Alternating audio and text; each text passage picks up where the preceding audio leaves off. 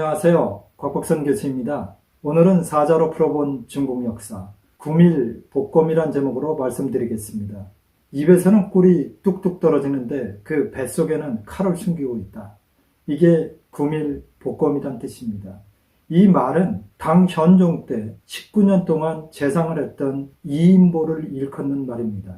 역사상 가장 간신 중에 간신으로 꼽히는 사람이 바로 이인보입니다. 물론 역사가의 평가에 따라서는 조금 다릅니다만은 이 이인보는 자기보다 나은 사람을 절대로 용납하지 않았습니다. 그래서 항상 말을 할 때는 굉장히 부드럽게 이야기하지만 그 뱃속에는 늘 음험한 계책과 그를 죽이기 위한 그런 계획들을 가지고 말을 했습니다.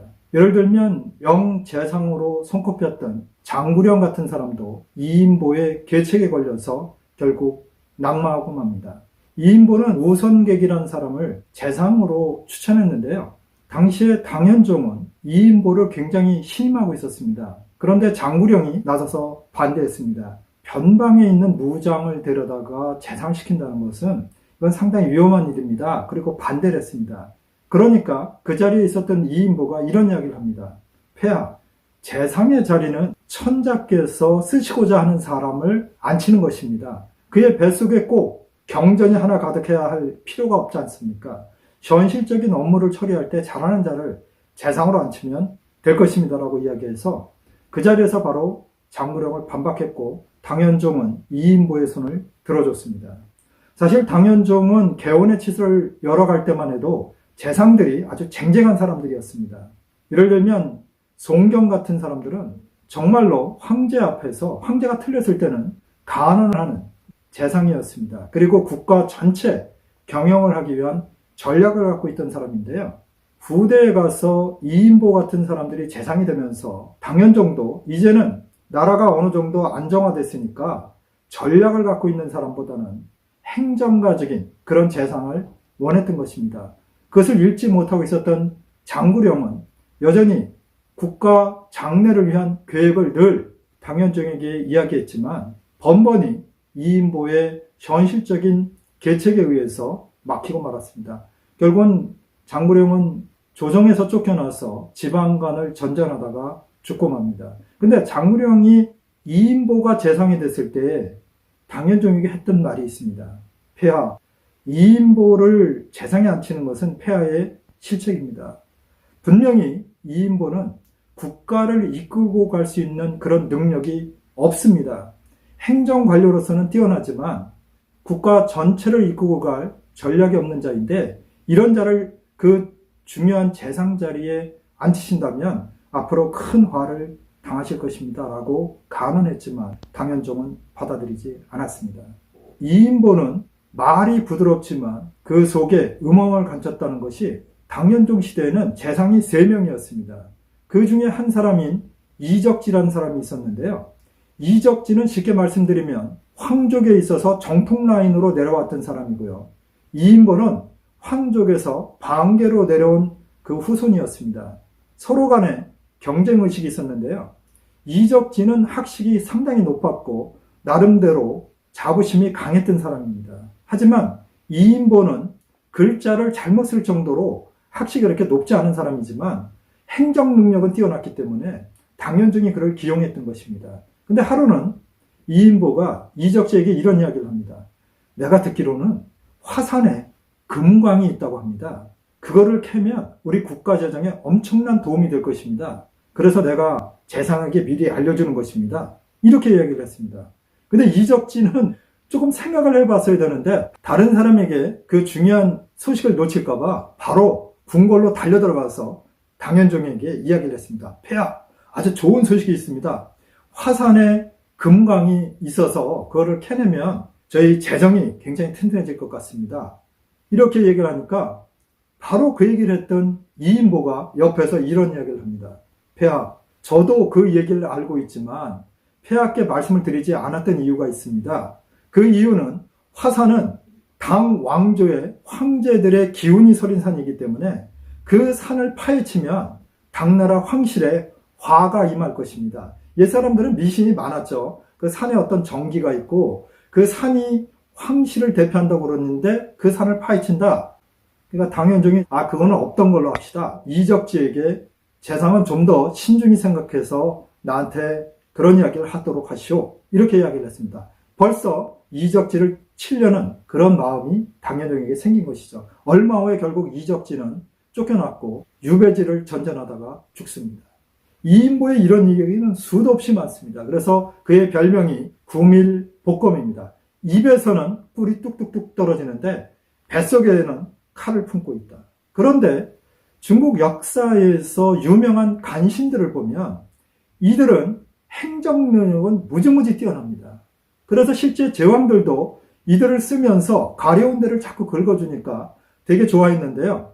간신들의 특징은 뭐냐면 미래를 내다보는 눈이 없다는 것입니다. 즉 국가 전체를 위해서 장기적으로 어떤 플랜을 세우고 그걸 밀고 나갈 능력이 없는 것입니다. 그리고 두 번째는 도덕적인 깨끗함이 없었습니다. 결국 이인보도 나중에 양국충이라는 사람한테 몰려서 병사하지만 결국은 죽자마자 부관 참시를 당하는, 그리고 가족들은 전부 다 뿔뿔이 흩어지는 그런 비극을 맞게 되는데요. 그 이유 중에 하나는 본인이 미래를 내다보지 못했을 뿐만 아니라 도덕적으로 너무나 부패해 있었기 때문에 그랬습니다. 중국 역사에서 간신 그러면 유명한 사람이 몇 있는데요.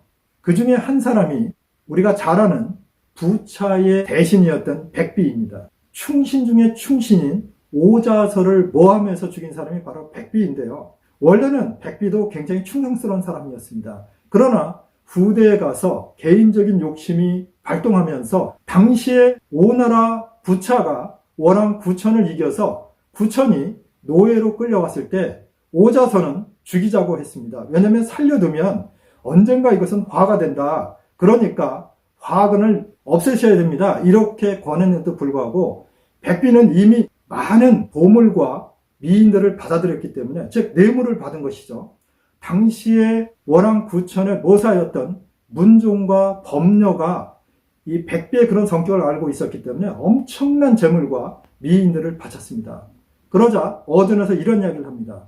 주군께서 이제 월나라를 망하게 하셔서 저들이 우리한테 신하라고 청하고 있는데 굳이 죽일 이유가 있습니까? 제가 알기로는 대범한 군주는 상대가 항복했을 때에 그의 목숨을 살려주고 그 나라를 살펴주었다고 합니다. 그런데 지금 대왕께서 구천을 죽이시면 두고두고 다른 나라에게 욕을 먹을 뿐만 아니라 역사적으로 마음이 넓고 도량이 아주 큰 임금으로 절대로 칭호를 받지 못하실 것입니다라고 얘기를 했습니다. 아주 듣기에는 그럴듯하죠. 굉장히 관대하게 상대를 다스려야 된다. 하지만 결과는 어떻게 됐습니까? 결국 20년 후에 구천에 의해서 거꾸로 오나라가 완전히 멸망했고 부차는 자살하게 됩니다.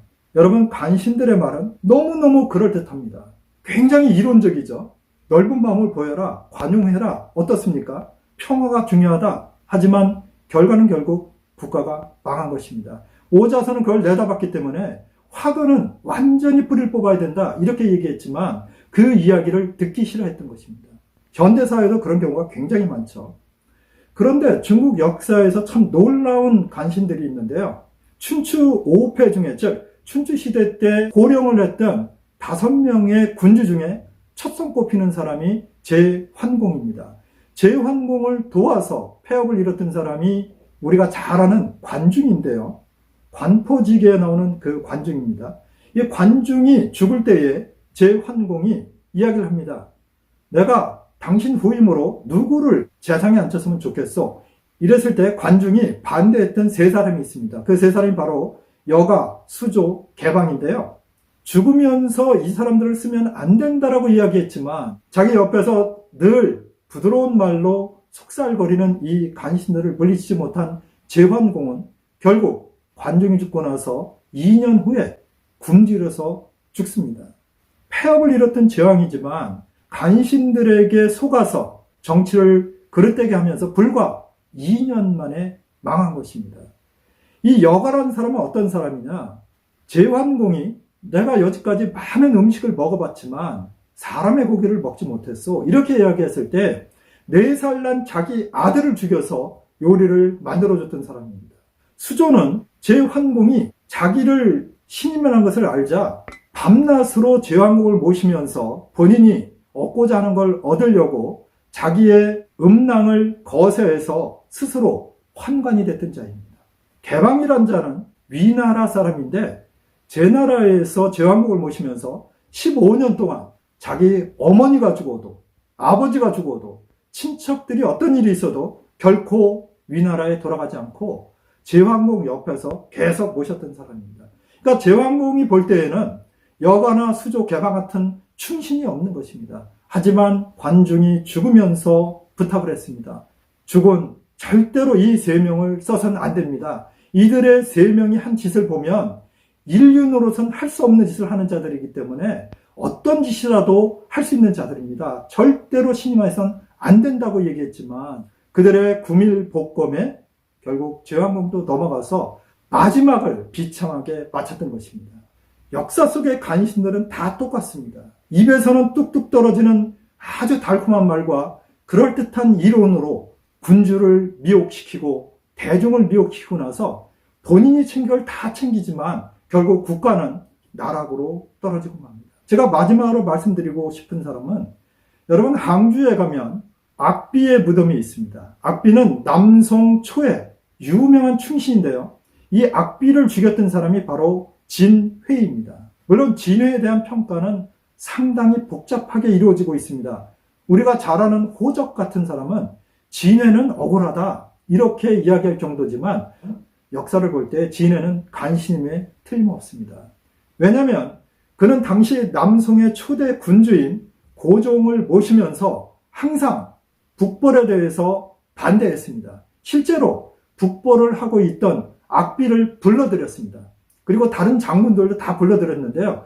그 첫 번째 이유가 뭐냐면 국가를 위해서 생각한 게 아니라 본인의 실권이 없어질까 봐 그랬던 것입니다. 장군들이 실권을 갖게 되면 자기는 재상으로서 권력이 없어진다고 봤기 때문에 고종을 설득해서 북벌은 위험하다. 그러니 장군들을 불러들여라. 이렇게 이야기했던 것입니다. 사실 그때 악비나 다른 장군들이 금나라를 공격하고 있었고 실제로 여러 곳에서 승리를 거두고 있었는데 그 순간에 불러들였던 것입니다. 그것도 부족해서 결국 악비와 그 아들을 장살, 즉 곤장을 쳐서 때려서 죽였습니다. 그리고 자기는 죽을 때까지 부귀영화를 누렸는데요. 물론 군주와 간신이 짝짝꿍이 돼서 그렇죠. 역사 속에 보면 그런 것이 많습니다. 결국 남송은 한 번도 제대로 국력을 펼쳐보지 못하고 게임이 끝났습니다. 주의 같은 사람도 북벌을 주장했지만 임금들과 대신들이 반대했고 결국 주의는 물론 그의 제자들까지 배척당하고 유배당하는 이런 일이 벌어졌습니다. 여러분 국가의 장래를 생각하고 미래적인 전략을 가진 사람들은 절대로 구밀복검하지 않습니다. 입에서 뚝뚝 떨어지는 그러한 아름다운 말을 하지 않는다는 것입니다. 그런데 그런 말에 넘어가는 군주나 정치가들이 얼마나 많습니까? 물론 일반 백성들도 구밀복검하는 정치가들에 의해서 속는 경우가 너무도 많습니다. 그들은 오로지 자기의 배를 불리고 본인의 부귀영화를 위해서 뛸 뿐 국가의 미래를 위해서는 일도 생각하지 않는 자들입니다. 오늘은 중국 역사 속에서 구밀복검, 입에서는 꿀이 뚝뚝 떨어지지만 뱃속에는 칼을 갖고서 상대를 해쳤던 그런 간신들에 대한 이야기를 드렸습니다. 중국 역사 속에 나타났었던 간신들, 여가, 수조, 개방, 백비, 진회, 이인보 같은 그러한 사람들에 대해서 이야기를 드렸는데요. 모름지기 국가가 융성하려면 이런 입으로만 던지르라는 소리를 하는 자들을 멀리해야 한다고 생각합니다. 다음번에는 좀 더 유익하고 재미있는 이야기로 찾아뵙겠습니다. 시청해 주셔서 감사합니다.